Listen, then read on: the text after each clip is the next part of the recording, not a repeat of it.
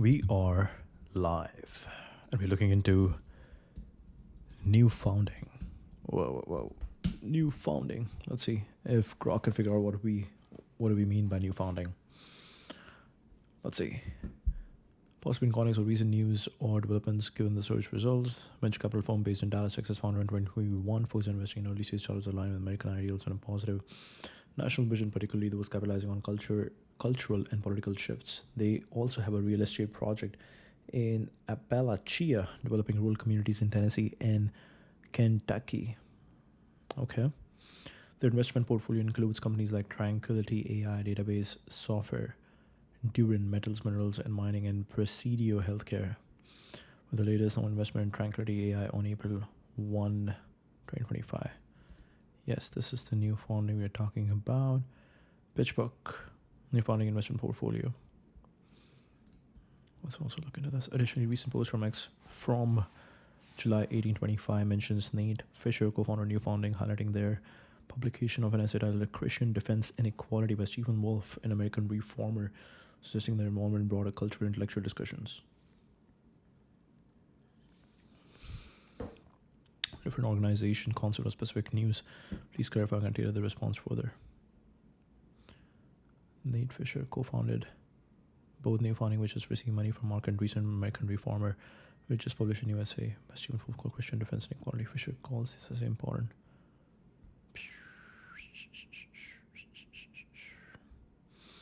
Role in Musk Twitter bid sets up meta conflict. Joe Lonsdale, and this is Scott Nolan. Scott Nolan is okay. Invested early in Facebook and poured $400 million to Elon Musk's buyout of Twitter. Doge advisor Mark Andreessen has called Peter Thiel his friend and hero. The two entrepreneurial paths to monopoly.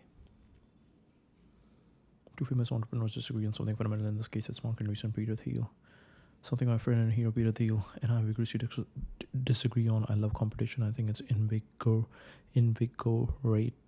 invigorating, stimulating, productive. Before and during Mr. Musk's breakneck takeover of Twitter, close and grow libertarian leaning activists and businessmen have been encouraging him to get involved. Okay, very interesting. Too much politics. We'll look into this first. Pitch book. Venture capital, status, active, professionals 5, investment 7, portfolio 6.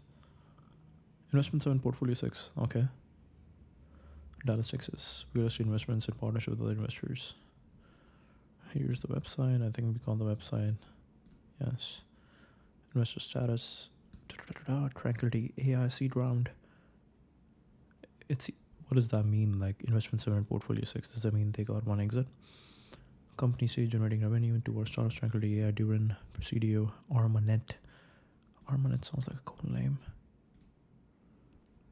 Develop a programmatic platform designed for buying and selling digital advertising. What?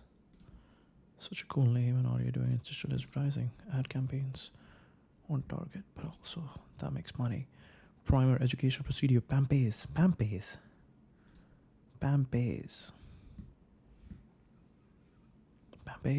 is gone. Whoa. Digital placement platform designed to enhance marketing and reduce fees for senior living communities.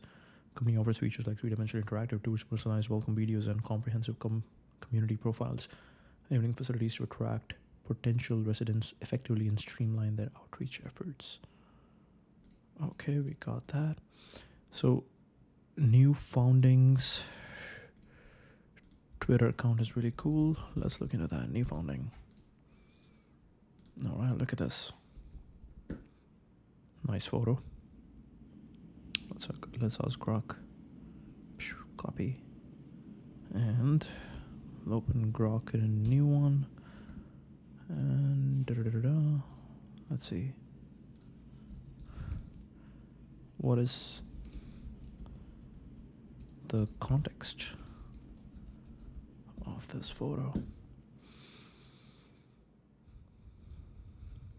Celebrate patriotic, event likely related to significant American achievement. The presence of multiple individuals holding small American flags on the formal attire suggests it could be associated with space mission success, such as Apollo program. In the mid-20th century setting, possibly around The late 60s or early 70s, when NASA missions, including the moon landing, were major news. The man on the right with a cigar might be a notable figure, possibly a government or NASA official, adding to the significance of the equation. Cigar in his mouth, which I can offer to perform if desired. Yes, please. Perform. Perform for me. Perform. Web search. Alright, perfect. The user said perform. Previous history. Following up on a previous suggestion. Alright, perfect. So it will do its thing. And we'll look at the new founding. Venture firm focused on critical civilizational problems. GM. What? Critical civilization problems, and then they invest in digital advertising? What? How does that even make sense? What does Tranquility do? AI platform designed to analyze complex information, automate tasks across different fields. Database software. Time Pilot is the future of investigation powered by AI. From war zones to courtrooms, law enforcement, military intelligence, government, and enterprise. Solve crimes faster. Okay, that's for crime. Okay, that makes sense. Connectivity thread.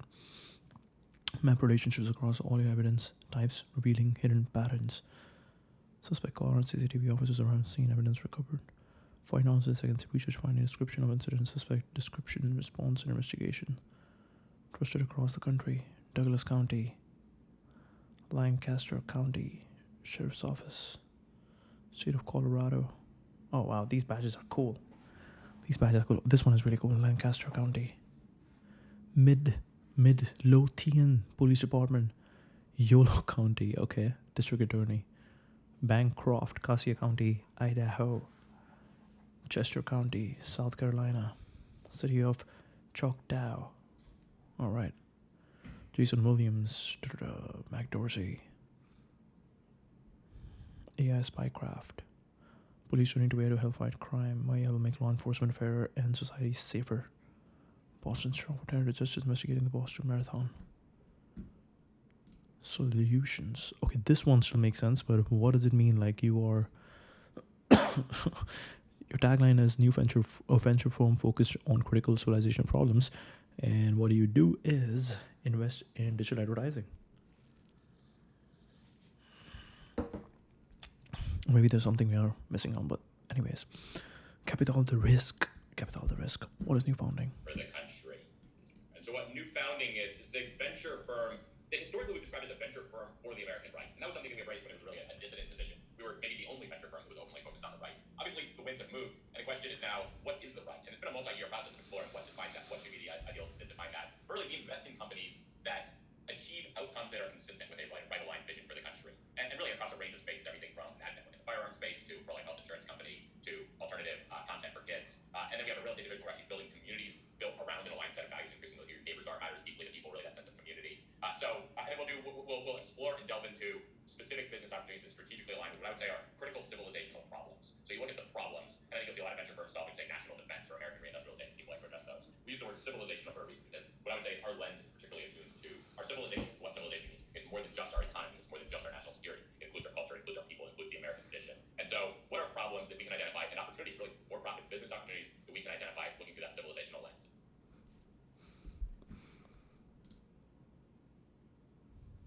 And so, what new founding is a venture firm. Nate Fisher. Okay, that's the CEO, so we'll look at our Nate Fisher as well. We don't need this. All right. The true right Americans and the Constitution, freedom, control. The true left, Marxist, socialism. Size of the government, Republic Party. Oh, Marxist American. How about restoring the Constitution's limit on Marxism, resulting in true freedom, in which would be nothing less than constitutional. Tax haven, socialism. Okay, the graph makes things easier to understand. U.S. Constitution has enumerated powers. DC can only defend our nation, facilitate trade. They swear to enforce the enumerated powers that lie because you let them.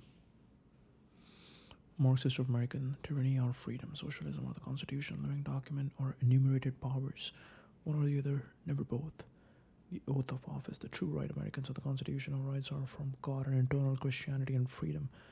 Constitutional republic, mob rule democracy, the science and math of freedom, the Constitution, 10th Amendment, enumerated powers, Bill of Rights. All leftist ideologies are central control, communism, liberalism, Marxism, socialism, fascism, progressivism, monarchism, slavery. Democrat Party size of government currently at over 65 million, illegal unconstitutional programs, agency, tax fees, rules and regulations. Republican Party, treason, control over our private lives, businesses, values, education, healthcare, retirement, etc. The moral divide that the left in both party spheres is discussing. Okay. A new founding, we respect the dignity of the noble Zeppelin.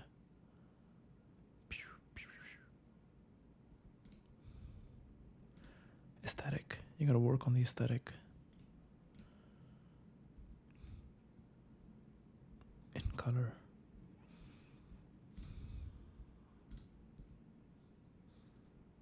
Aren't we building LTE skyscrapers or floating hotels right now? The material exists to have football field size LTE platforms, and we don't even test it in public. Let it rain. Zeppelin startup when? The superior aircraft. Led Zeppelin will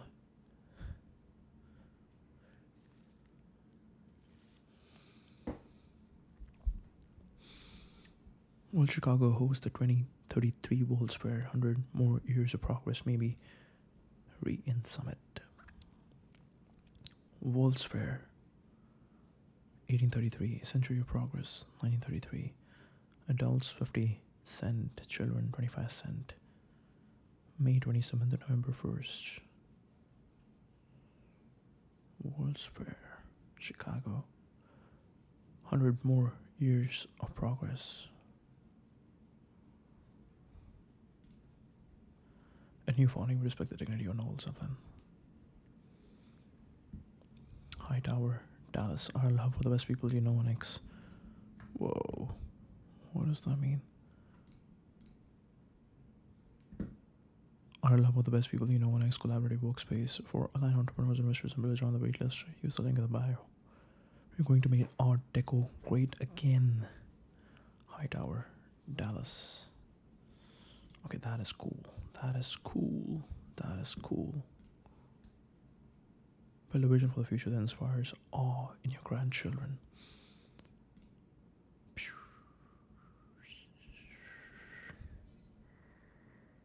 America is a beautiful country. Its future is in our hands. Let's build it together.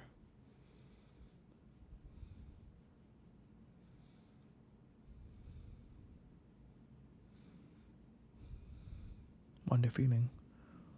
Work to do. Many are reading at High Tower.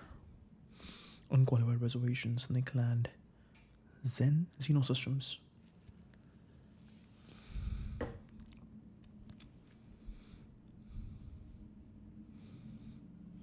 Build the future now. Link in bio. Yes. Dallas has the potential to be a world-class capital of business and finance. If New York elects a socialist mayor, it will only increase the opportunity. Thank you for your attention to this matter. Thank you for your attention to this matter.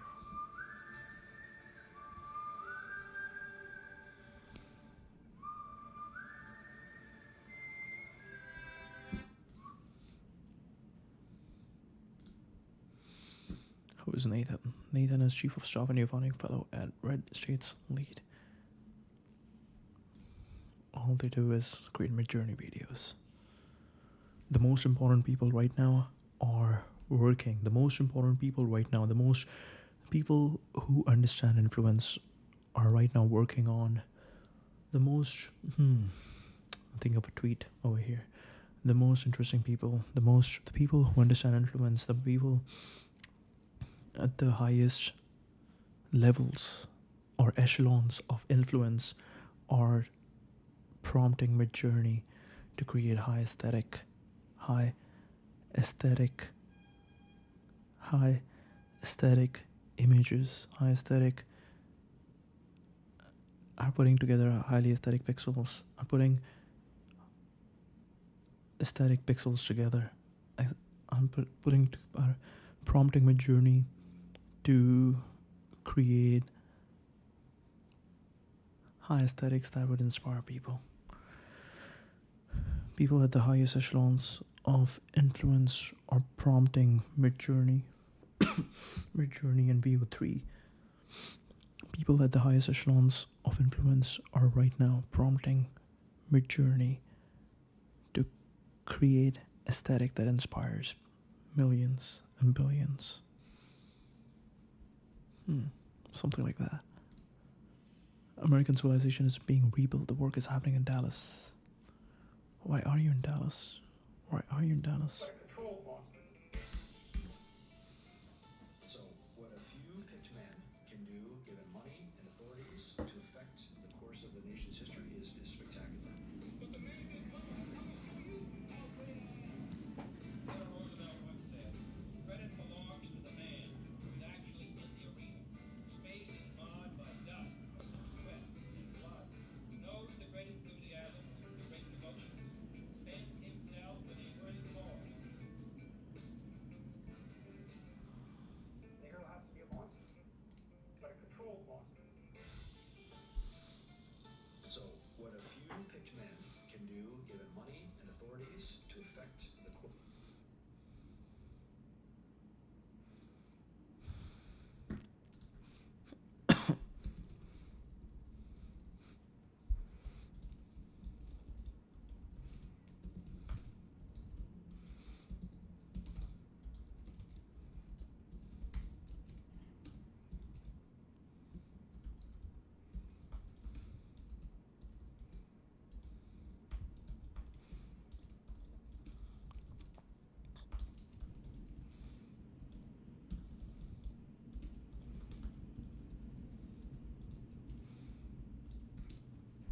So this is what came to my mind. People at the highest echelons of influence are prompting Midjourney right now to craft an aesthetic that inspire millions. Enregistrer la poste. Alright. Votre bouillon a été enregistré. But a controlled monster. So, what a few picked men can do, given money and authorities, to affect the course of the nation's history is spectacular. But the man is I will show you how great I am. Okay, height over Dallas is pretty cool. Go back. The photo captures a moment of jubilation of NASA's Mission Operations Control Room at the Manned Spacecraft Center, now Johnson Space Center in Houston, Texas, following the successful Houston, Texas. Houston, Texas, following the successful splash on the Apollo 11 Command Module Columbia in the Pacific Ocean on July 24, 1969. This marked the safe return of astronauts Neil Armstrong and Buzz Aldrin and Michael Collins after the historic first human moon landing. Flight controllers and NASA officials are seen waving small American flags with some lighting or smoking cigars in celebration. The screen in the background displays President Richard Nixon.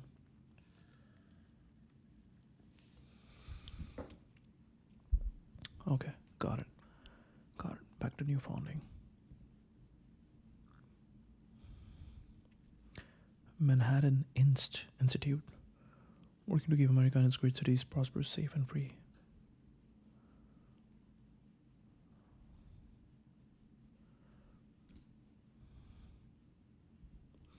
Build the America you want to live in.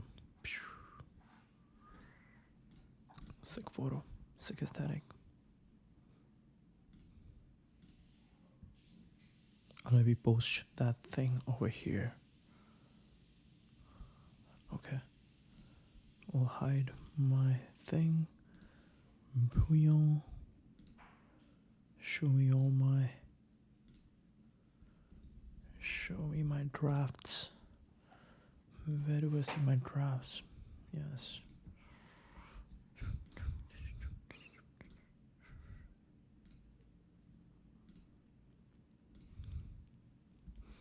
People at the highest echelons. Is the spelling of echelon right?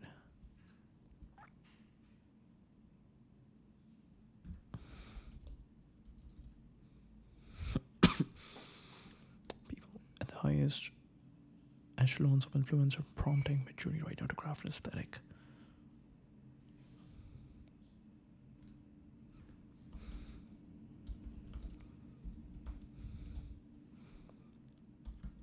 The highest leverage task for people in the highest echelons of influence is prompting Midjourney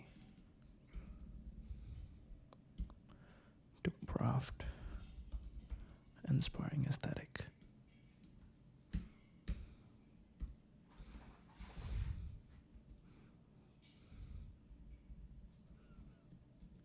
The highest leverage echelons for people at the highest echelons, the highest leverage echelons for people at the highest leverage task for people at the highest echelons of influence is prompting Midjourney.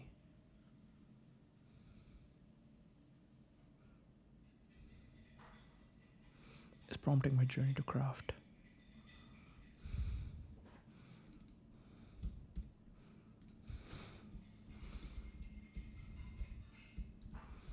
That inspires millions.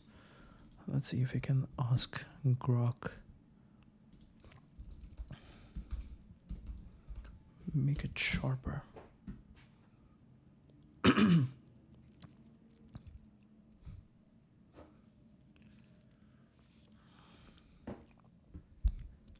Bro, what happened?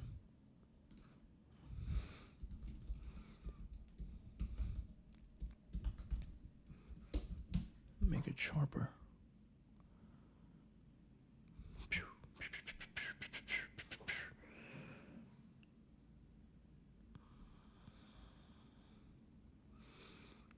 Rephrase for impact, the pinnacle of leverage. For the words of mastering Midjourney prompts to forge visuals like 9 millions.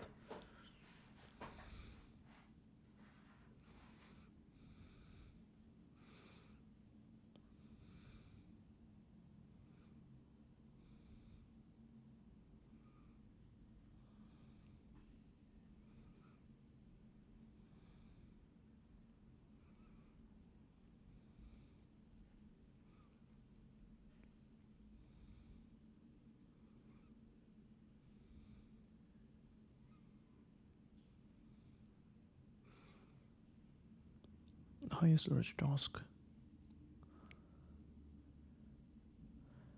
Master Midjourney prompts to forge an aesthetic that inspire millions. To forge visuals then. Give me 5 more. Top tier influencers wield max leverage by shaping Midjourney prompts to spark visuals that captivate millions.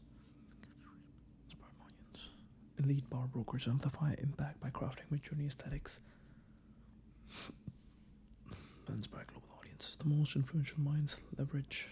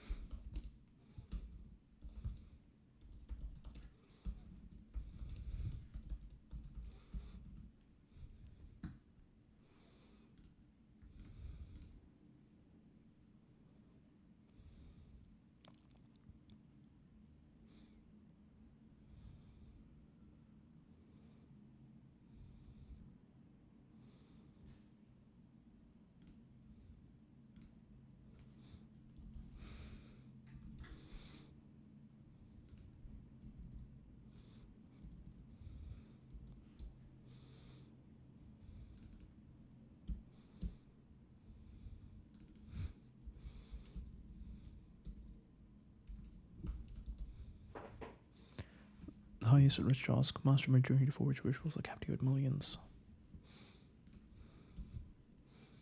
The highest leverage task, master Midjourney to forge visuals that captivate millions. The highest leverage task, master Midjourney prompting Master mid-journey prompts. The highest leverage task, master mid-journey to forge visuals that captivate millions.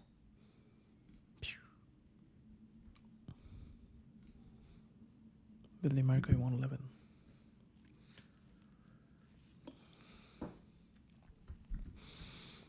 Distinctively American scenes came to in America. Cincinnati, Ohio. Cincinnati, Ohio. Red Bull.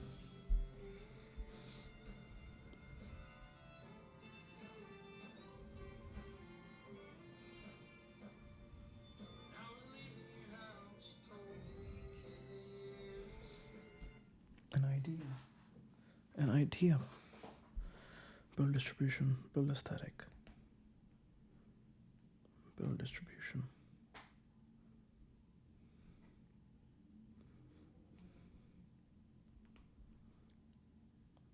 Build aesthetic.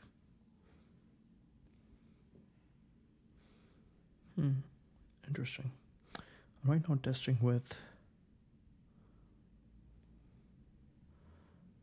bunch of taglines.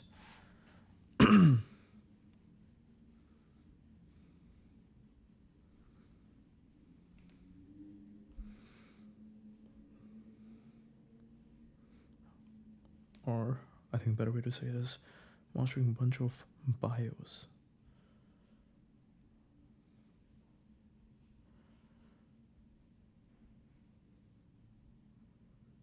All right.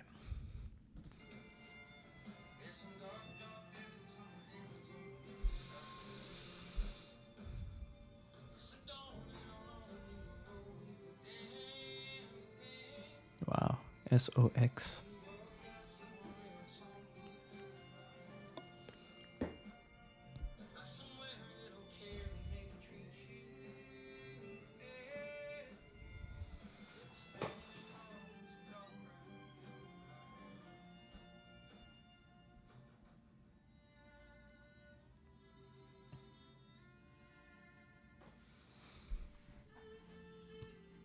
These songs are beautiful. I want to keep doing this, but the problem is YouTube will keep removing them.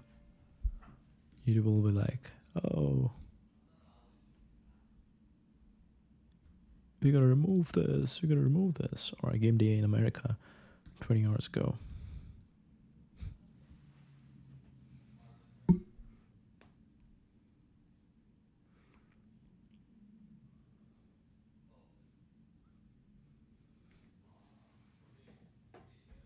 I don't really like the way it sounds, the tweet that I just tweeted, but it's like there is. Oh no, my screen was off all this time. But anyways, I don't like the way the tweet sounds. The highest leverage task, master mid-journey to forge visuals that captivate millions. The highest leverage task, master mid-journey to forge visuals that captivate millions. I don't like the way it sounds. The concept is right, but I think there could be some poetry that could be induced over here. And we will slowly learn about poetry and just making words flow in a beautiful way. Historic Christianity recognizes natural difference and hierarchy in the temporal order while upholding equal moral responsibility under God. This painting is beautiful. Tower of Babel was an attempt to transcend natural order to achieve a worldly pagan ideal. Monoleftism is a twist on this attempt to transcend natural order to achieve egalitarian ideal. Christianity requires pursuit of creation mandate within natural order. Radical egalitarianism drove many disastrous policies in recent centuries. As people recognize and reject these errors, some blame Christianity and its concept of imago Dei for I don't know what that is, for their rise, often arguing that revitalization will require a shift to pre-Christian or pagan ideas of natural distinction. Yet far from mandating equality, the Christian understanding of a man establishes a clear foundation for order and hierarchy. Stephen addresses some misconceptions and gives a robust summary of the Christian tradition. New long form, Stephen Wolfe. Instaurotio Magna, the case for Christian nationalism. New long form essay short to excite and incite. sure to excite and incite the Christian defense of inequality. This sort of stuff should have put a lot more institutions underwater. 40% of respondents believe in baseless conspiracy theory that the coronavirus was created in a lab in China. There's zero evidence for the scientists say the virus was transferred to humans from other species. Wow. Return.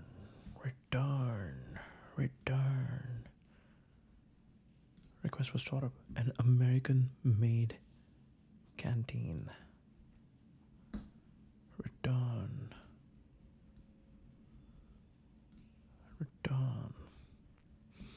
While ready to see millions in tax rebates from the state of Texas, they couldn't be bothered to make their products there. Time to end the subsidization of design in Texas made in China. Pat or pending. Getty.com patents dishwasher safe. Design in Texas made in China. Wow. State leadership initiative. The indomitable spirit of the American we fear only God. Wow, this is a sick image. I mean, except this is ugly, but this is cool. The mini ocular engine. The mini ocular engine. You are stronger than you think. You, me, and 4 a.m. on the dance floor. Nothing else matters. Please don't do coke in the bathroom. Bad days, but better days. Da-da-da. Shut up. What is this? Everything will kill you. Choose something fun. Everything will kill you.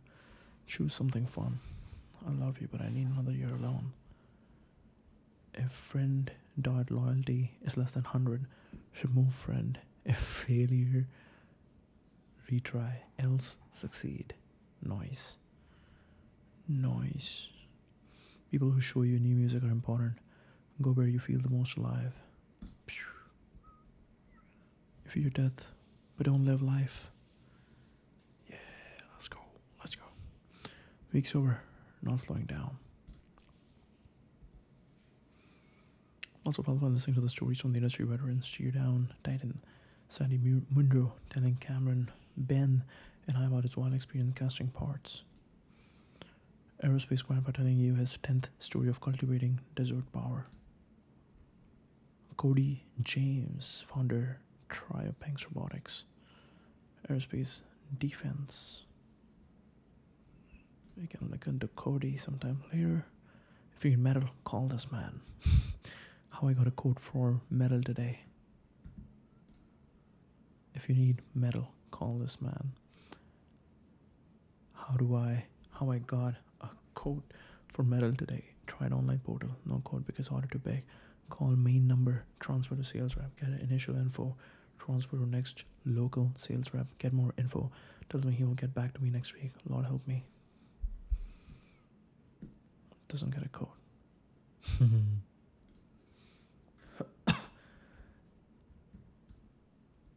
We're gonna make it in America. Reindustrialize summit. What are these? These are SEGs. Okay. Disgraced propagandist. American founders can do all the work. It's time for states to deregulate so they can build again.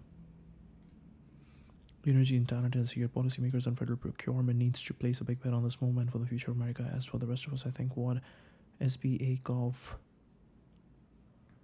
Kelly diagnosed today was correct. The offshoring and deindustrialization of America was due to the consultant-driven globalization trends. What was good for a few almost has destroyed this country. Most interesting, exciting people here have been the young founders and engineers building American hard tech.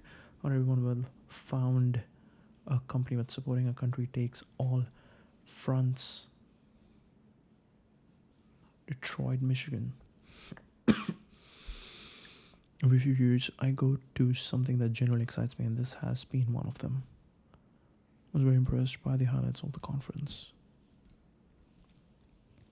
The most interesting people, young founders and engineers building American hard tech.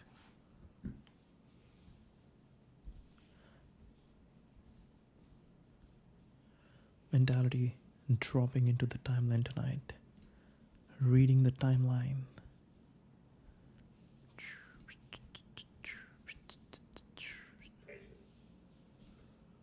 All I want to do is build great companies, build America, build a beautiful family. Arthur McWaters, co-founder Legion Health. Princeton McKinsey, American Golden Age enjoyer.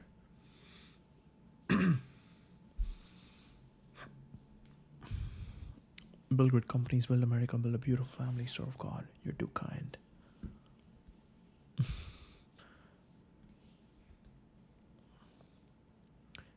How do we face our enemy? Realize the asymmetry is available.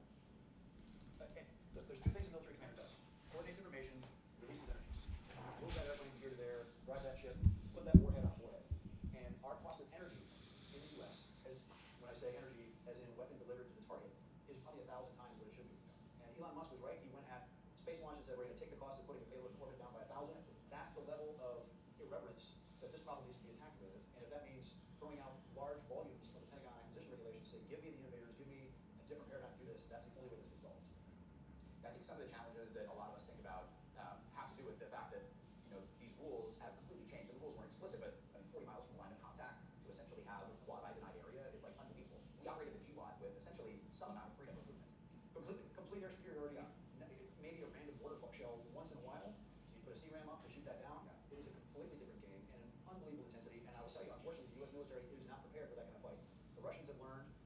Don't listen to politicians that say we've created the Russian military. They have gotten significantly smarter and better, as have the Iranians. But for when that conflict started, Russia's economy was the size of Italy's.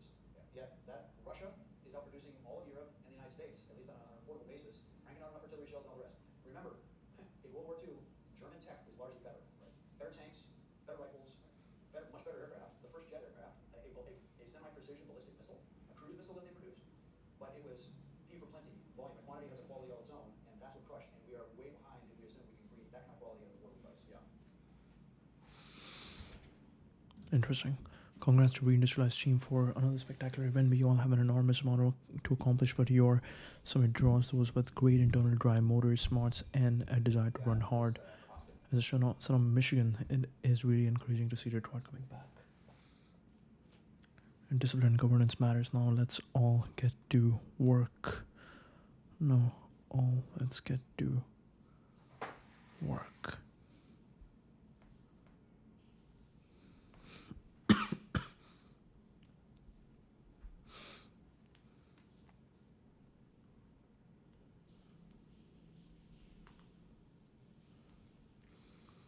So we just made a new friend. Let's message him. Keep going, bro. Keep going.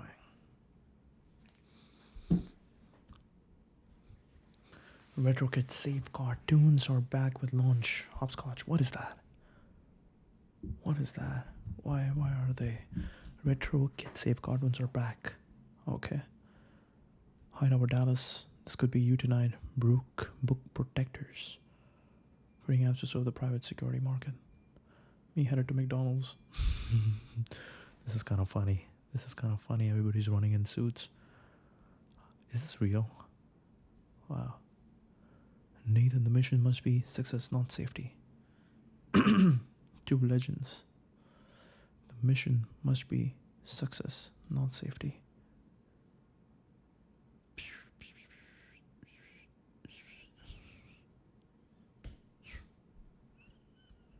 That's a wrap, folks. Thank you for the incredible 2 days. Reindustrialize. 4 hours. Wow, this photo is beautiful. I want this photo.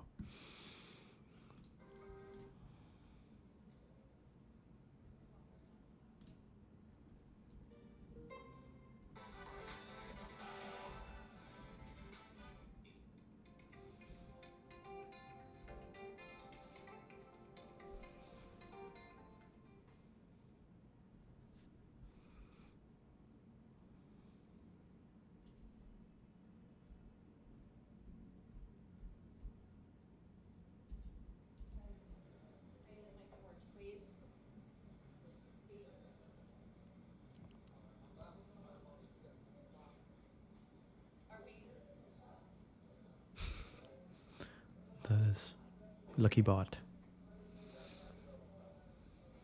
in Hawaiian shirt.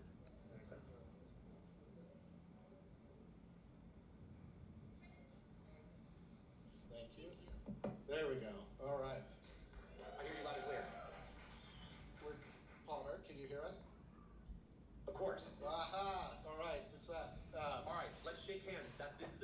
ready? Yeah, I'm ready.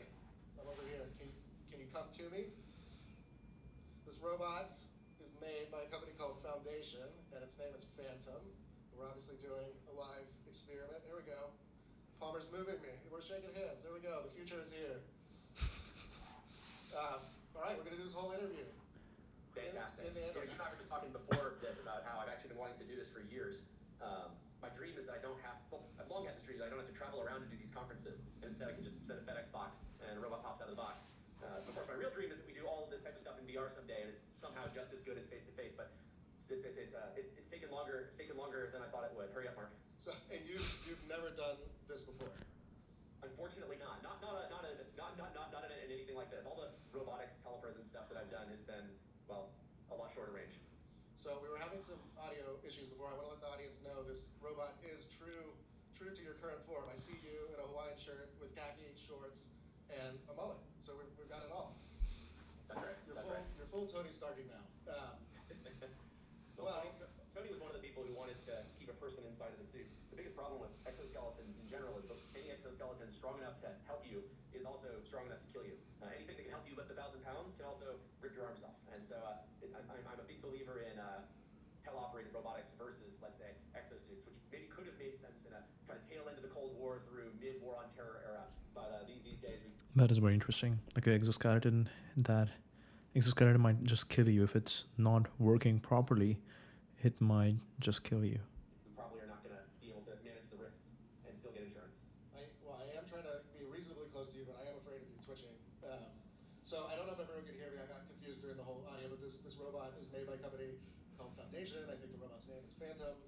But yeah, okay, let's get into the spirit of the conference. I'm sure, a few months ago. Please, have a seat. I'm in.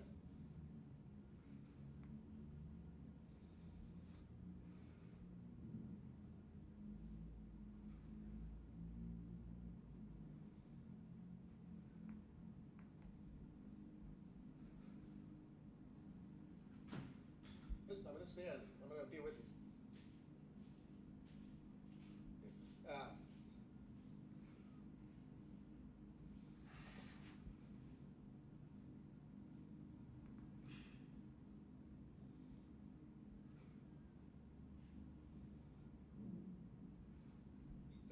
A few months ago, you guys announced the Arsenal 1 factory in Ohio. This seems like the sort of crowd that would be interested in where you're at with that.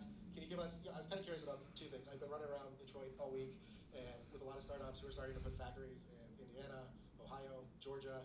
So Yep. tell me what ultimately kind of got you to Ohio, and then update us on the state of what's going on at Arsenal 1.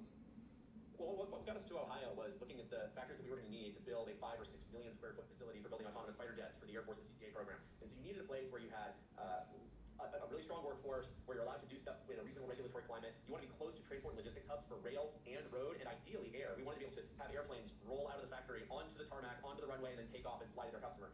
And it turns out that when you look for a place where you have all these factors in terms of workforce and energy and regulatory climate and the ability to be in a logistics hub, there's really only a few places in the whole country where that is sufficiently the case. And I think this is closely related to why American manufacturing has struggled. It's because the types of places that you see in, for example, China, that are really these incredible manufacturing hubs, they just don't exist here. So Ohio is one of those places that's trying to create those hubs, and specifically where Arsenal is I think a big... sorry, we had a little ringer over here. The update on Arsenal is that things are going really well. It's already under construction. We're putting in hundreds of millions of dollars of our own money. I think it's actually about $900 million of it. So I'm sorry to my investors, but it'll be worth it, I promise. The really cool thing about Arsenal that we're doing is we're already hiring the people who are going to be staffing it up next year. So actually, I just onboarded the first cohort of production technicians and leads who are going to be actually working in the factory on Fury next year. And we have them here at HQ for the next 6 months, getting them spun up, indoctrinated. You get it. So we're planning to hit the ground running. After the traditional way where you build the factory, then you start hiring people to train them in the factory. We're actually training them, and actually some of the training, if you can believe it, is actually in VR, in simulated views of the factory. That we've already built a whole digital model of the whole thing, and so we're actually able to start using that before it even exists in the real world. And I know you and I talked in the past. You're like a fan of the company town. I think you've always had this dream of building your own company town from the ground up. How much time will you be spending in Ohio? And you're not. This is not a company town. It's in an existing spot. What additional Palmer touches do you plan on putting there?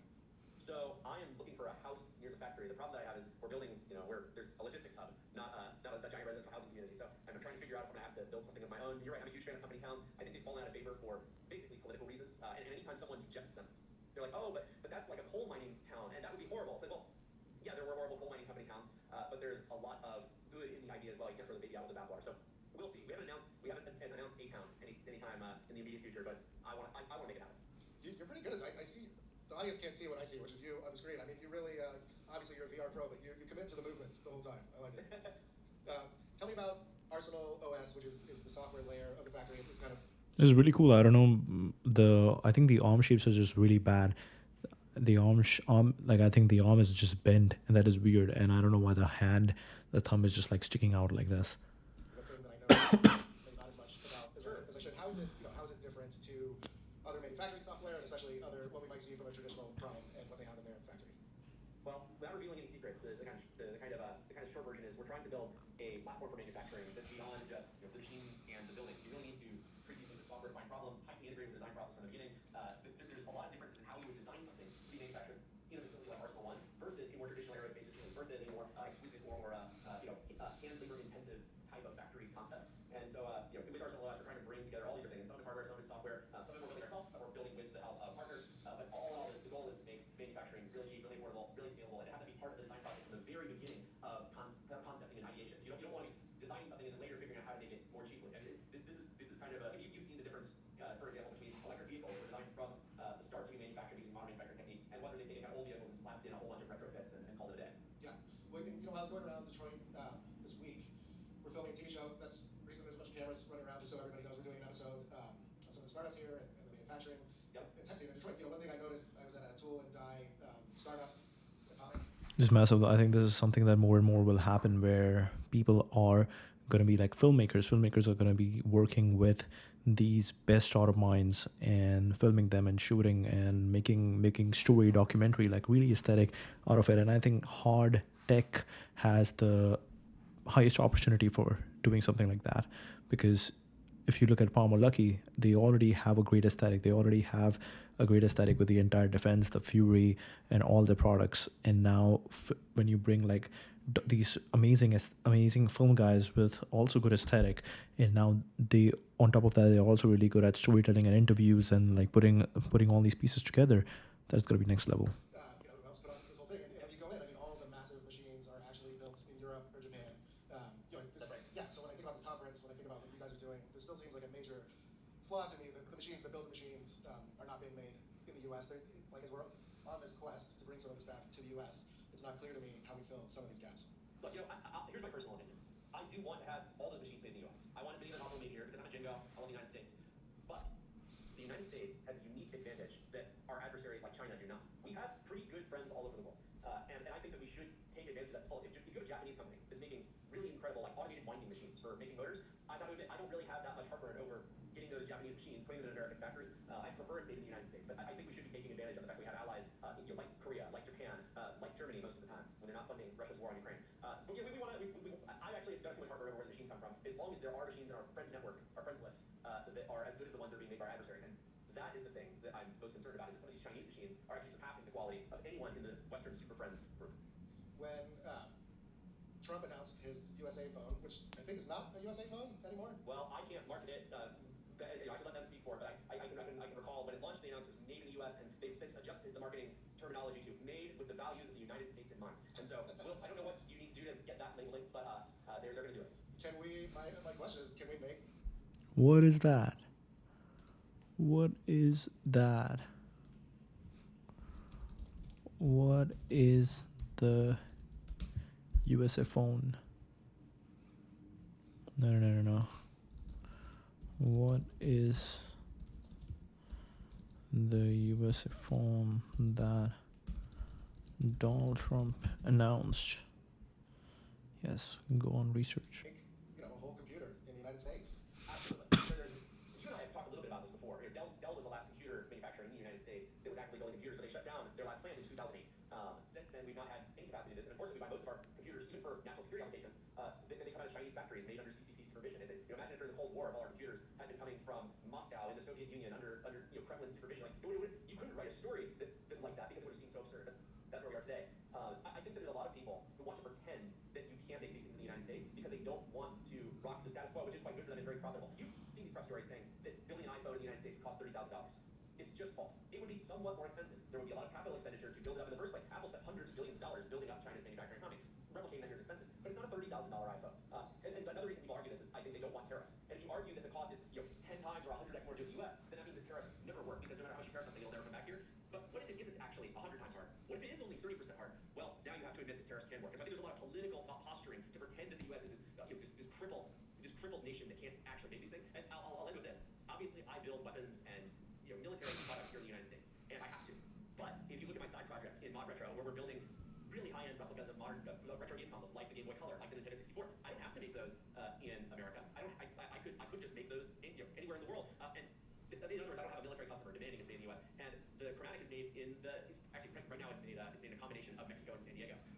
But the point is that's a $199 consumer electronic product, and it definitely would not be 100 times more expensive. 100 times less expensive for me to make it in China. You're talking about maybe 15-20% cheaper. So I really I'll stop rambling, but I gotta admit I've been really rubbed the wrong way over the last few months by people who clearly just want to attack the concept of subsidies or tariffs, and they do so by over-exaggerating how impossible it is to do things in the United States. You can do it here; it's just hard. Well, and I asked this question not trying to. I mean, I actually think it's important. So what you just outlined, who is actually? I don't think it's a trivial thing. Who is going to make an American computer again? Well, We are. This is one of those things where I started talking to companies years ago about this. I'll just skip to the end. I think there's a chance that it's going to be Anduril, unless somebody else does it first, which I'd be perfectly happy with. There's some things Anduril has to do. There's other things that we do because there's something we'd rather other people do. This is something I'd rather other people do. Actually, humanoid robotics is another example. I publicly said Anduril is not going to build our own humanoid robotics. We're going to partner with other companies where it makes sense. We're going to go with whatever the best option is for a given program, and that might be different for one thing or for another. Anyway, bottom line is, I actually think Anduril could build computers in the United States. I've looked into it very, very deeply. I've had conversations with everyone you would need to have to do this, both on the chip side, on the assembly side, the manufacturing side. I know exactly how to do it, what it would cost, how long it would take. The only thing holding me back is, honestly, I hope that somebody else just does it, because there's no reason for Anduril to do this unless it's truly not going to be done by anybody else. Have you thought about what you would call it if you had to make it? I have, but it's the code name of the project, so I'm going to keep it to myself. But it's really good. It incorporates American. It's pro-American and also a gambling reference. So I'll leave it at that. Okay, I like that. All right, since Trump has come in, we've seen a big push. Right after I talked to you. Pachinko. One question. How many people in the audience would buy an American-made computer if it was 20% more expensive? I'm looking. I'm gonna go 30%. You guys think that's fair? I think that's fair. I'm seeing like 30%. Well, the nice thing is there's a bunch of government agencies that are required by law to buy American-made computers, and they only not doing it because there are none, and so they get waivers and exceptions. But I would say the bread and butter of something like this would be people who have to buy American computers. But the thing in my heart and soul is to wish for a country where people want to buy American-made computers, because if your market is only people who are forced to buy things from you, you inevitably become a I don't know. I guess if there's no competition and you're only winning because of regulation, you're unlikely to be a fast-moving, innovative company. I'd rather there be a whole ecosystem of American-made computer companies. We're all fighting each other tooth and nail down to the last minute. So we only have like a minute left. Maybe this is a big question. You still have me? I still have you. Okay. Except we're resetting something. Okay. Well, we got like just a little bit of time left. Look, like I said, I've been in Detroit all week. You know that I cover this stuff all the time. I'm excited about manufacturing. I'm excited about startups in the US. I do sometimes get a little bit of fear that I've also covered SpaceX and Tesla and a bunch of rocket companies, and seeing this stuff takes 20 years. It's a struggle. You almost go bankrupt. Sometimes I wonder, we're overhyping some of this stuff and talking ourselves, in a bit of a false sense of security and optimism. And it just feels like there's a lot of hard work ahead if the companies in this room are actually going to pull this off. I wonder if you worry about this at all. I agree. I mean, I'll give away my game here. That level of hype is bad if you really let it break your thinking, or if you're really playing yourself. At the same time, hype is what allows you to get investment in these problems. Investors don't want to hear it's going to be a 20-year slog and it's probably not going to work out for us. It's probably other companies that are going to win. I think there's an enormous power in optimism that looks at the possibility space of what's possible rather than likely. And I'll give a concrete example. I think that the hype around virtual reality and augmented reality in the early 2010s led to tens of billions of dollars in research and development that would not have happened if people had been maybe a little more reasoned, a little less on the hype train. As someone who's seen my favorite technology take off because of that hype, I find it hard for me to get too upset about it happening in a space like American manufacturing. Look, are a lot of people going to lose money? Are a lot of these companies going to fail? Is it going to take longer than everyone thinks? Yes to all of this. But out of it will probably come some really good things, some really big winners. And if we don't, if the people in the industry can't be optimistic about it, how can you expect the public markets or the private markets to follow? So, if we're sitting here in, 5-10 years and only 10% of what we're saying comes to pass, let's say that we don't have power that's too cheap to meter. We don't have nuclear reactors on every block. Let's say we only get 10% of the way there. That's pretty good. I'll take that. Let's ground ourselves to Star Trek and get halfway there. Okay, that's fair. I am about to do another interview with one of your partners, Archer. You guys are building the vehicle together. As what everyone will know, I think we're running a little behind on a couple things. So I'm going to teleport over let's shake again. Thank you so much, Palmer. Appreciate it. And thank you. Bye, everyone.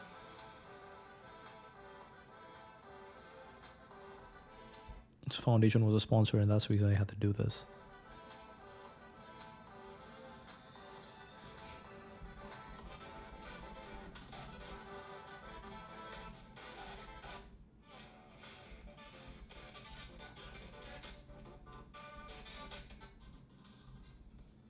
Every year, billions of people from LA to London to Lagos waste hours stuck in traffic, and that's why I founded Archer, to give people their time back.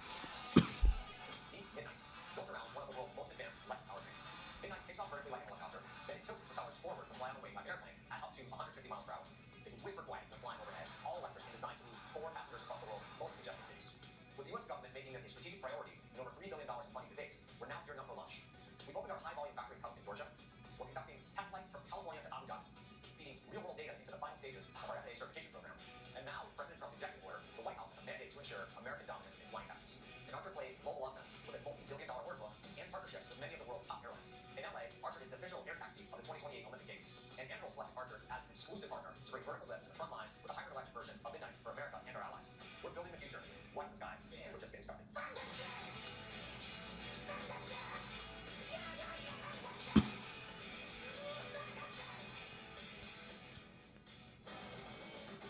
Ladies and gentlemen, please welcome Archer Aviation with Adam Goldstein and Ashley Vance.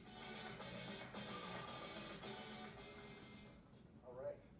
Are you real? Real. We're coming to the session. We're first starting off, you guys, Joby, and I ended up writing about Larry Page's many electric aircraft companies over the years. I know the video gave us a little taste, but why don't, for people who aren't following us stuff day in and day out, bring us up to speed on where Archer's at, maybe kind of what like the next year or so looks like. And so the goal is really to build the future of aviation on both the civil and on the defense side. The project was worked on for a very long time. The core team at Archer's been working on this since 2009, and it's the 9th generation aircraft that team has built. So lots of time to harden the tech, because it takes a long time to get aircraft to the point where they can be safe and then ultimately scaled and brought to the public. So the goal is to bring aircraft to Abu Dhabi this year, kind of commercialize. For us, it means we're selling our first aircraft and get it all kicked off and going. And so the core concept was always, where am I flying cars? And the goal is to bring that dream to reality this year. And so selling aircraft in Abu Dhabi this year, does selling mean, is that a distinction between people flying, or what is the fine line there? So the UAE regulators have done a really good job leaning in, and they've leveraged a lot of the data that the FAA has really kind of built. And so we're deep in the process of certifying in the FAA, in the US, the FAA, but then also deep in the process with the UAE, which is going through their own technification process.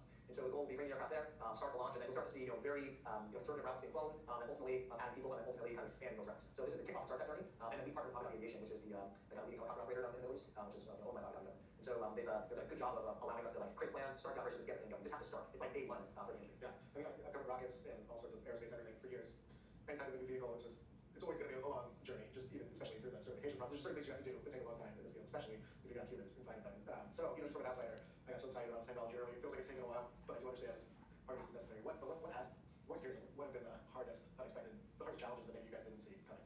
I think it's all been hard. Everything has been hard. Building the aircrafts, raising the money, getting the regulatory frameworks in place. I think all that happened together. At the same time, it's a tricky, kind of a web loop here. So lots of things happened that made us very fortunate. And so what was obvious to, I think, bipartisan and the government side was America had to lead in aviation. And so as some of the legacy OEMs were having a difficult time, and it looked like a new generation of aircraft was going to be built, that had to be built in the US, it couldn't be built in China. And so that was the first time where bipartisan, they said, we're going to create a new category within the FAA to go do this. It's the first new category in 60 years called powered lift. That was a huge deal that they put the car path to do that.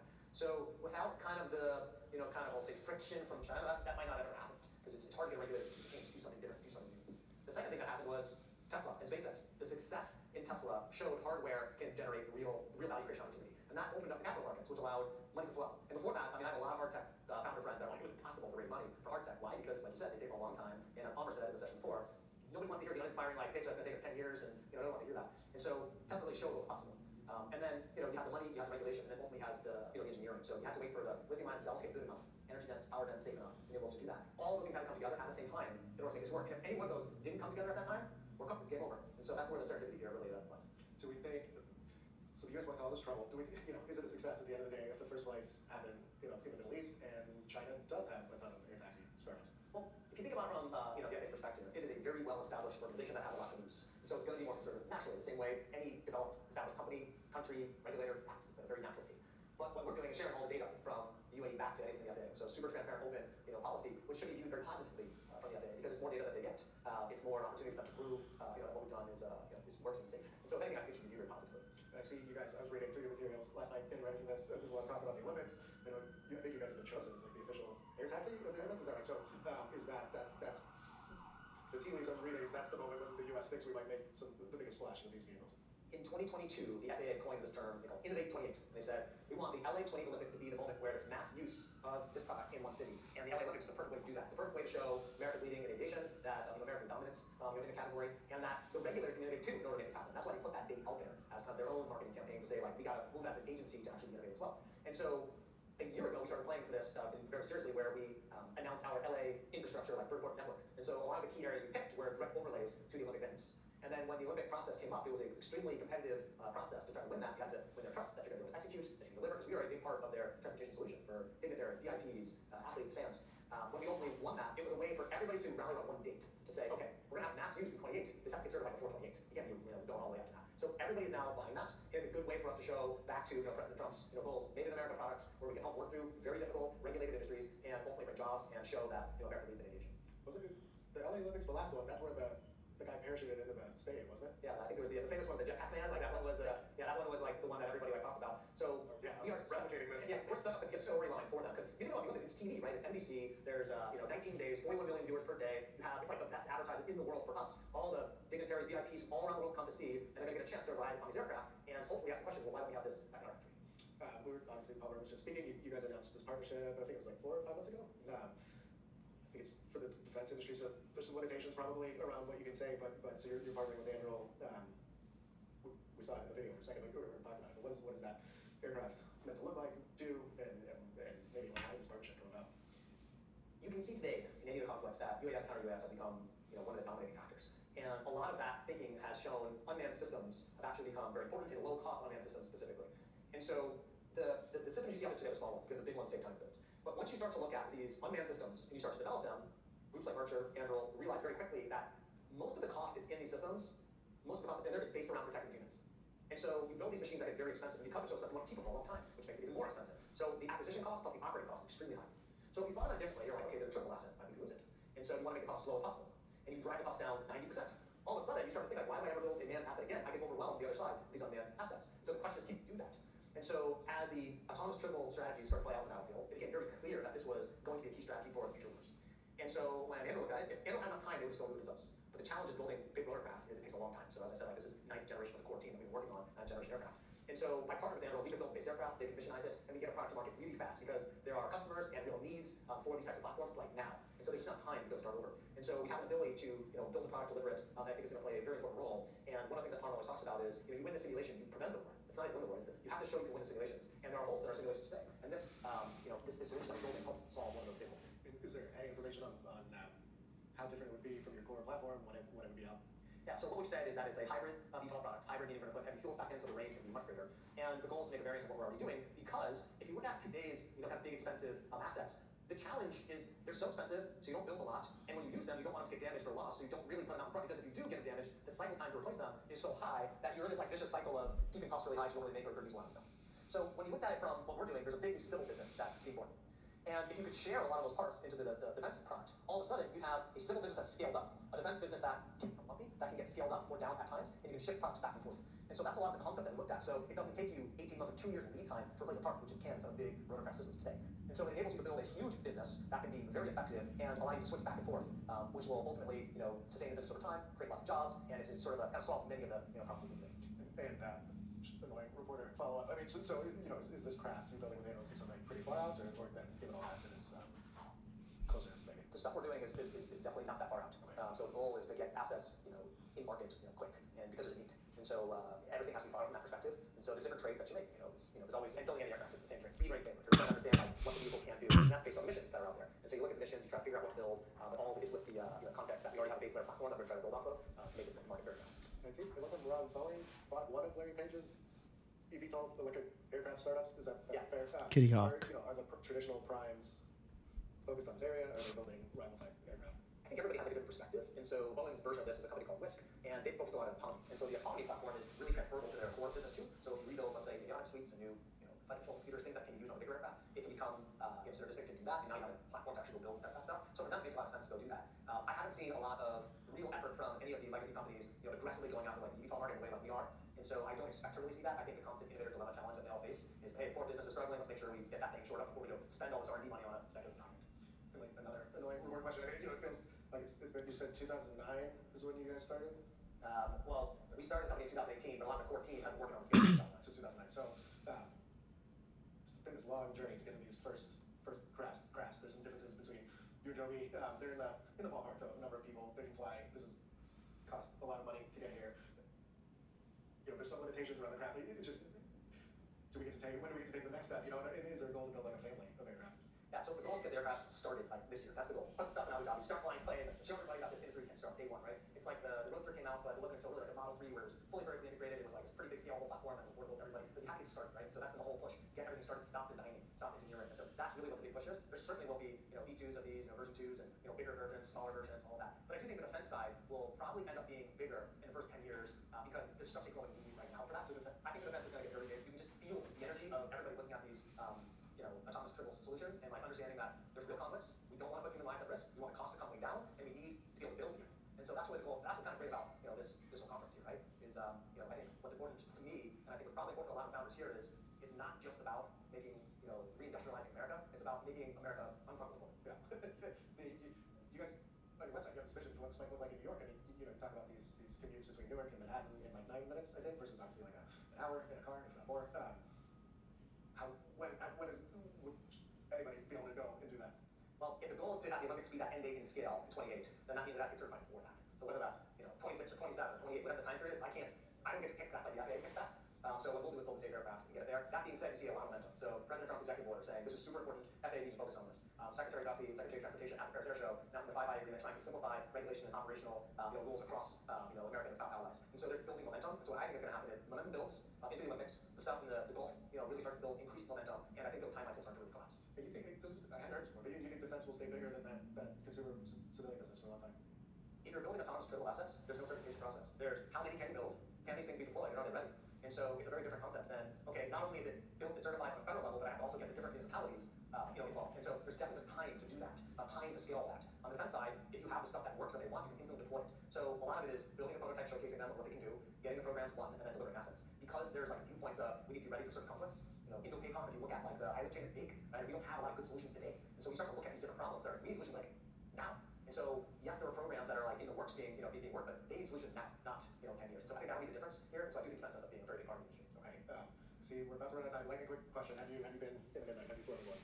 We just started the piloted test campaigns, but the goal is to fly this year. Really cool. Really cool. All right. So we have now looked into the Reindustrialize Summit as well. This was pretty cool. Like looking at Palmer Luckey as well as the CEO of Archer and what their thoughts are. Pretty cool.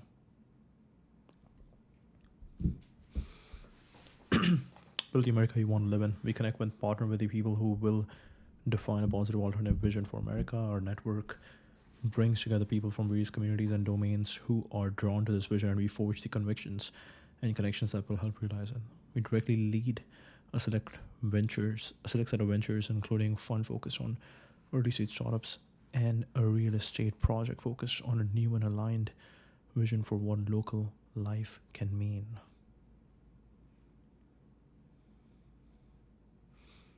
They did mention the real estate thing. I'm guessing the Hightower Dallas is the real estate aspect of it. Venture capital and early stage fund focused on critical civilization problems. We invest in founders who are taking advantage of the opportunities emerging from the cultural and political changes around us to build companies that disrupt our nation and foundation in positive ways. Investor pitch: Ridge Runner. In the American heartland, a new frontier beckons. We are developing rural towns and communities in the Bucolic Hills of Eastern Highland Rim region of Tennessee and Kentucky. Ridge Runner, join waitlist. Alright, there's a podcast. Join us as Santiago Pliego and John Clemens talk with founders, investors, writers, pastors, and anons who understand our times and are choosing to build a positive future. Catherine Ball, American Dynamism, founder of Blackwater, recent podcast guest. Okay, this is cool. This makes sense. Anthony Pompliano, Ron Dodson, fund manager and writer, Doug Wilson, pastor, writer, and institution builder, John Steinman, founder and Trump admin appointee, Nick Carter, crypto VC and founder. Nick Carter. We need to look into him. Nick Carter, because I think I know. Tummy ache survivor. Tummy ache survivor. Trump should make it illegal for corporations to show European GDPR cookie pop-ups to Americans. Trump elected spot BTC ETF approved Genius X signed into law.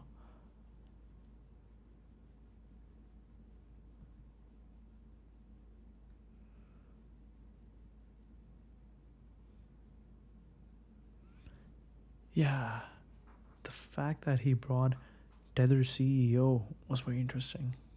And a Genius X's current form would be phased out from being used by domestic service providers within 3 years. Genius X, they named it after me.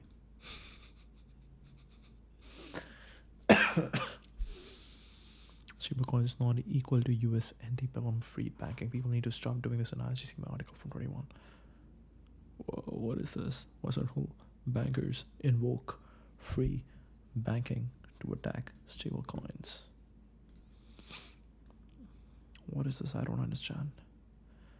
$5 national gold bank note issued by the First National Gold Bank of San Francisco, California.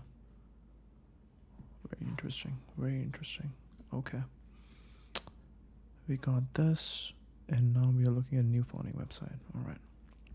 The new founding network: business and finance, politics and policy, church and ministry, education. Church and ministry, okay, so because they are bringing a lot of Christianity fundamentals, tech and venture, education and culture, business and finance, politics and policy. We connect and equip people inspired by this vision of directing effort, capital, and connections to build new and ambitious institutions. Learn more and apply. This is very interesting. Like, soon venture funds are starting to understand that, hey, it's everything. It's not only business.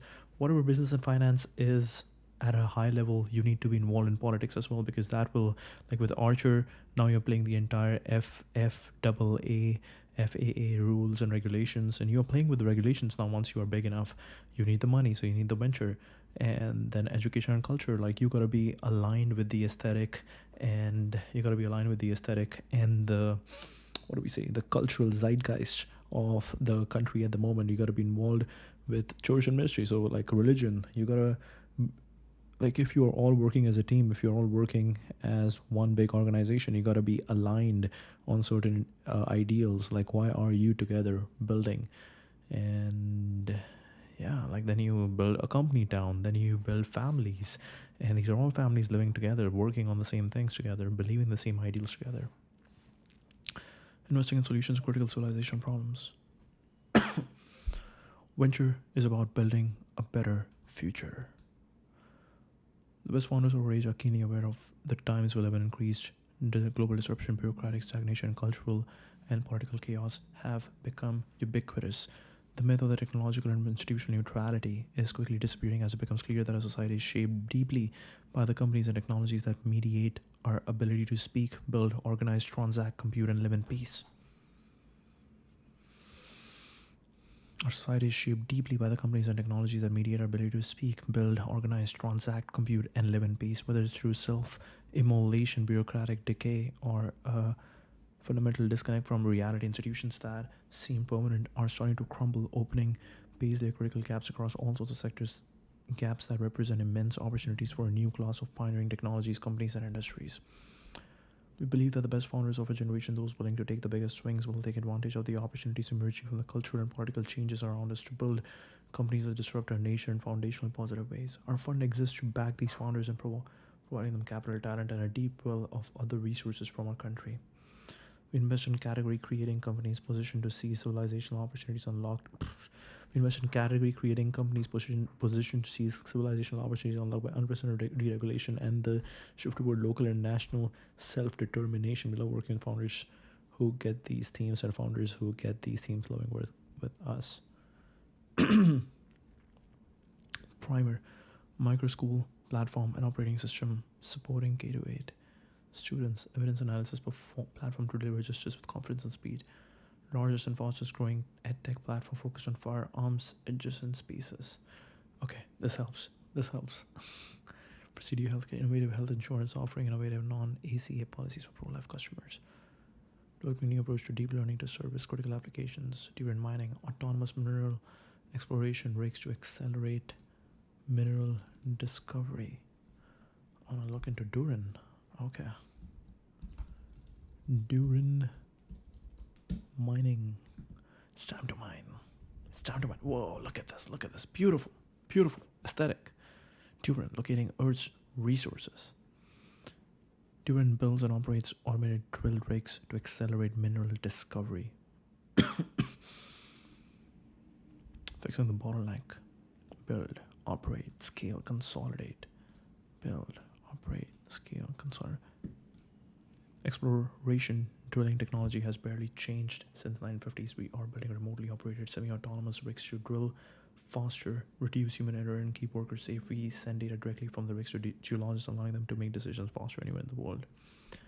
After development, the rigs begin drilling on active exploration projects. This creates a powerful feedback loop where operational data informs continual design improvements, and revenue from every meter drill funds further R&D. Every drill programmer helps us design even better machines for the next project. Once our rigs are proven and reliable, we ramp up production to meet worldwide demand because we run the machines ourselves. We know exactly what's needed in the field. Simplified parts and streamlined assembly help us build more reliable, consistent rigs and collect larger amounts of data from a growing customer base. Consolidate. Mineral exploration is more than drilling, it's geological modeling, lab testing, drill hole planning, and much more. Our platform integrates every step, ensuring quality and seamless handoffs across the entire cycle. We provide mineralogical and structural data from the rig in minutes and assay data in days, not months. Solving existential problems, security crisis. We rely heavily on China for minerals that power our defense. Wow. Nice photo. Wow. Straight link over here. The PRC transported 408,000 metric tons of final product materials from 2018, roughly 43.3% of all rare earth exports over that period. This placed China as a clear export leader out of the next best US total at just 9.3. Imported 98% of its processed REEs, rare earth exports from China in 2018. Increased compute is driving unprecedented metal demand, dwindling workforce. Half the mining industry will retire in the next 4 years. More than half the current domestic mining workforce will need to be retired and replaced by 29. This number stands in stark contrast to the total of just 327 degrees awarded in 2020 in mining and mineral engineering, and a 39% net drop in graduations in the United States. Enabling an abundant future. There was one another belief that raw materials should not be a constraint on civilization's progress. We are actively developing the technologies to make this possible, with the ultimate goal of becoming the foundation of the global supply chain.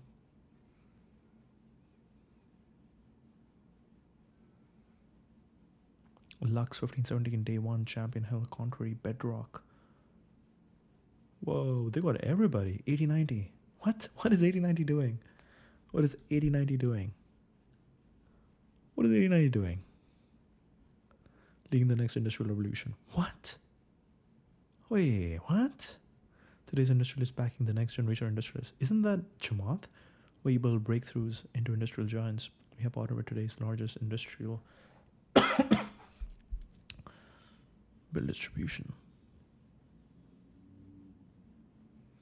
We have partnered with today's largest industrial titans to invest in and accelerate the category leading industrial giants of tomorrow. Our companies make history and shape the industrial future. Oklo, Newsweek, industrial decarbonization. We back and accelerate today's Carnegies and Rockefellers, transforming. Whoa.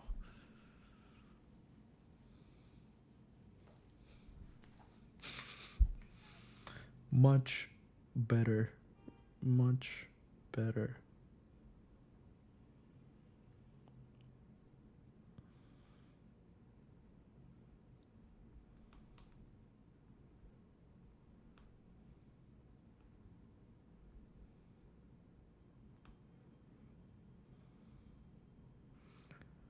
let's see. We'll keep this as our new bio, building distribution for today's Carnegies and Rockefellers. This is fun. All right.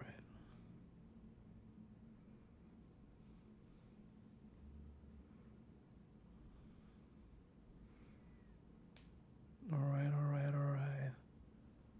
All right, all right, all right.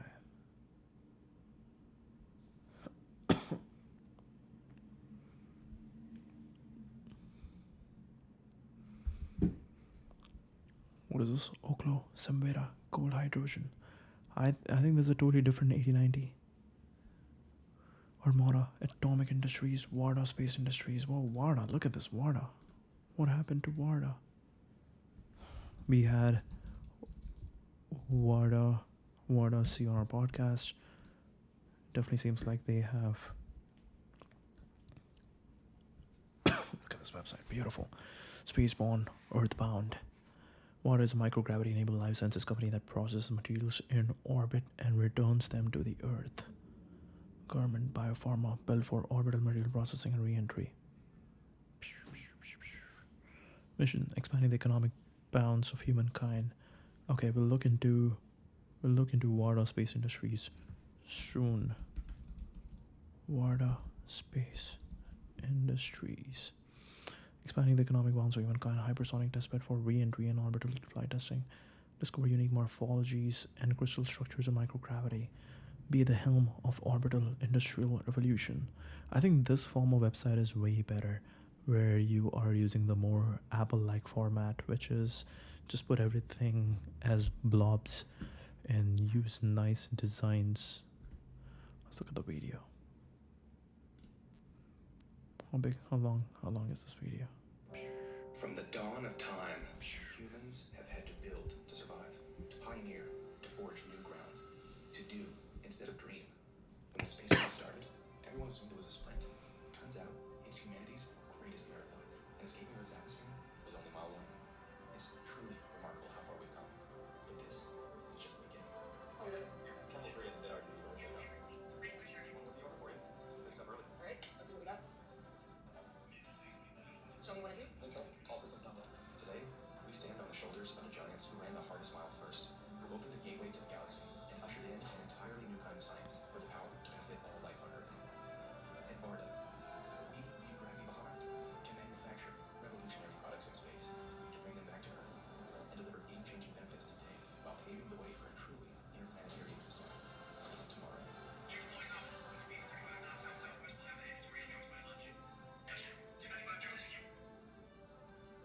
It's good. Who's up next?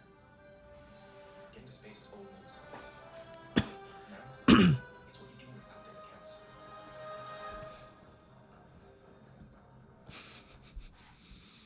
Fun. All right. Well, let's go back to New Founding website, and we looked into what's the real estate aspect.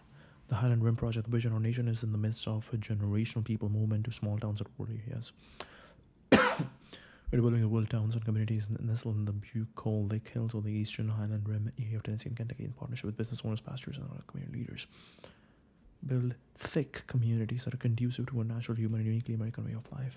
How do you put yourself in conditions where you can build institutions of civic society, get involved in local government, and put down roots, like for yourself, hopefully for your kids, in a place that has a good long-term trajectory where you and your family and your friends can have a good, thriving future and actually like embody and practice just a better way of life. We have an opportunity to acquire pretty significant material holdings in a small town in the eastern Highland Rim, and we've got some really cool people lined up who are going to be joining the project, moving there. The whole point of it is to plant a flag and say this small town is where our people are gathering, and the question is Network Street. You are seeing more and more aspects of Network State. You're seeing more and more, let's say, derivatives of Network State. Who's going to grab the land? Is it going to be good basic people who want to build something inspiring, something that's culturally authentic to the region's history, or is it going? Yeah, like Balaji has kind of laid out the spectrum of Network State now, where you have the school, you have like some people who have just like Discord community, some people who just have a group chat, to people who have found a land, people who have found a community and they're starting to move over there. Hippies from California.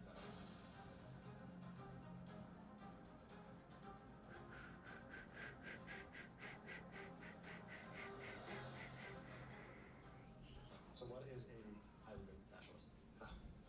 Well, a Highlander nationalist is somebody who believes in the inherent superiority of the Highland Rim.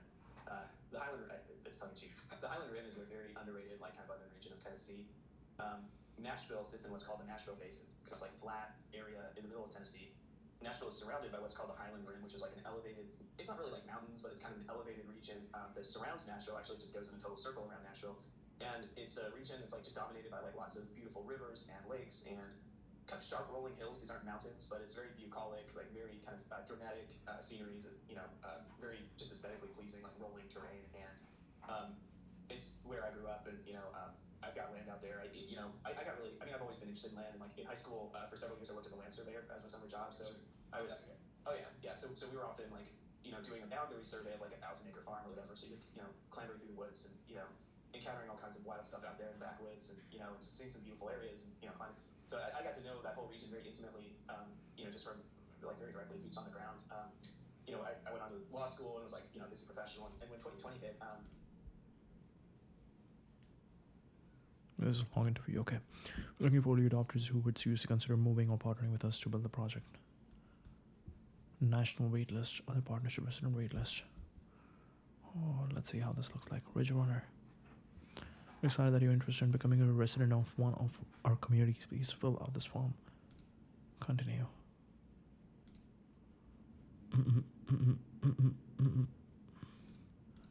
I cannot see the entire form. Okay. Next time.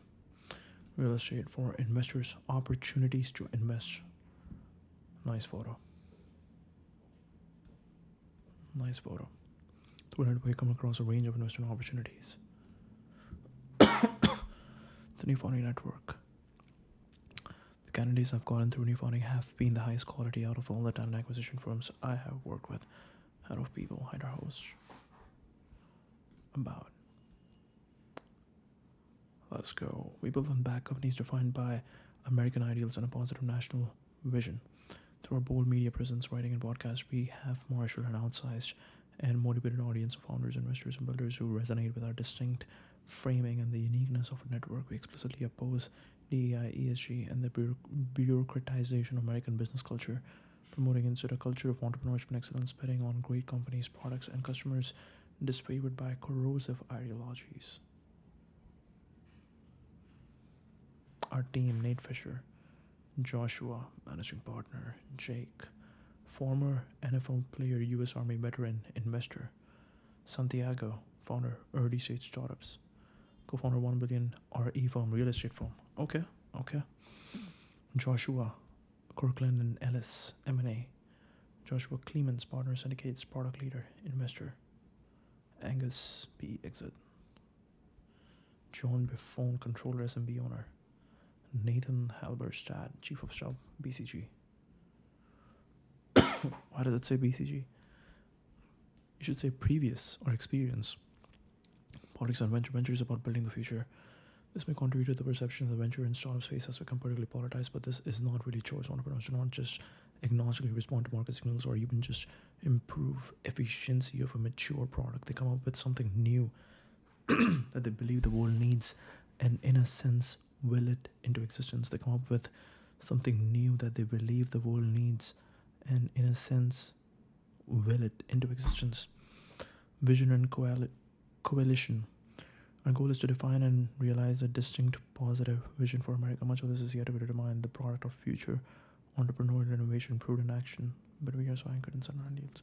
This is very interesting. Whoa, that's the article. Perfect. Why does it say essay? Essay is supposed to be long, but no, this is cool. All right. I like this just one paragraph right over here. Like, in general, if you're a businessman, you need to know what's happening in politics. You need to be aware of what's happening. You don't have to spend all your time, but you need to be aware, because everything happening is downstream of that. Everything happening around you is downstream of that. We are so lucky to live in a world where, actually, this something just literally just happened, where I am I'm going to a coffee shop. I grab my coffee right over here, and there's a girl sitting outside, and I'm just like, "Hey, what book are you reading?" And she's reading this book called Pachinko, and I just want to. Sometimes I just like to see what books people are reading, and just to like ingest these random information that I might not come across, that might not come across my feed. So I just want to like insert different ideas in my feed. So then I look into it. Okay, what is Pachinko? And Pachinko, I'm just like, okay, give me top takeaways from this book. And this book is about sometimes how you sacrifice your ideals because you live in a place where nobody cares, nobody gives a shit. So that makes you realize that okay, living in the West, especially North America, Canada, if everything is peaceful, you are really lucky that you can be idealist and you can be like, oh no, this is wrong, I don't want to do it. If you are in a country where politics is really like something, if your environment is not good, you are forced. You cannot have ideals or you will die. And the most important thing is survival. It's not, oh, how idealistic I was. So if you are idealistic, you die, then you will sacrifice your ideals. So that is very interesting. So this is very okay, but this is not really a choice. Entrepreneurs do not just agnostically respond to market signals or even just improve efficiency of a mature product. They come up with something new that they believe the world needs, and in a sense, it will into existence. At least in many cases, the question of what to build is irreducibly political. Right, the entire defense industry is right now political. They are just like, oh, we have no capacity to build. We have no industry to build because we have to just outsource everything. What if tomorrow something happens, a war happens, our entire supply chain will be cut off and will be done. So the entire defense industry is political, and your SpaceX. Facebook's mission was to make the world more open and connected. This is a far cry from build and sell widgets. Make the world more open and connected. This is a far cry from build and sell widgets and reflects an inherently political vision of how Mark Zuckerberg hoped to make or at least help people organize themselves. But even selling a new widget may have significant political impact. Or proliferation of a new tool can have cascading effects that reshape industries and even societies. A founder's belief about the world shapes what he bets on and builds. And thus the world we live in. A founder who holds a pessimistic view of human capability might build a software tool to micromanage many aspects of a team's work, much as Taylorism did the same in factories a century ago. Even if his assumptions prove incorrect, the tool may nevertheless move organizational practices in this direction. Likewise, a tool designed to empower a particular type of worker could enhance the productivity of that role and drive a virtuous cycle in which more capable people pursue it. More tools are built for them and so on. Very interesting, right? A founder's belief, his worldview about the world shapes what he bets on and builds. Likewise, a tool designed to empower. I really like this, how it's short and very good, very sharp. A tool designed to empower a particular type of worker could enhance the productivity of that role and drive virtuous cycle in which more capable people pursue it. More tools are built for them, and so on. Today, a left-wing ideology attacks natural distinctions, traditional norms, and our nation's heritage. It is profoundly anti-human, eroding the very foundations of human excellence and undermining entrepreneurial initiative and economic success throughout our society. This ideology is pervasive cultural politics and certainly business, including the startup and venture capital space. Founders and investors are increasingly pressured to conform to its demands, yet the American spirit remains strong. Entrepreneurs continue to invest enormous effort in ambitious projects. In the face of the dominant corporate ideology, many pursue ideas and technologies designed to free us from censorship and bureaucracy. Many more simply seek to build great things and gravitate to communities that share their aspirations.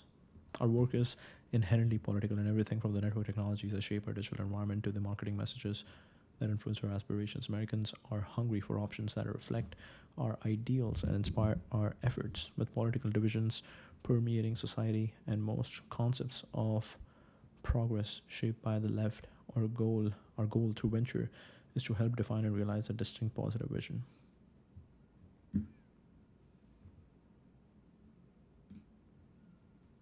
Perfect. That's the stream. Thank you.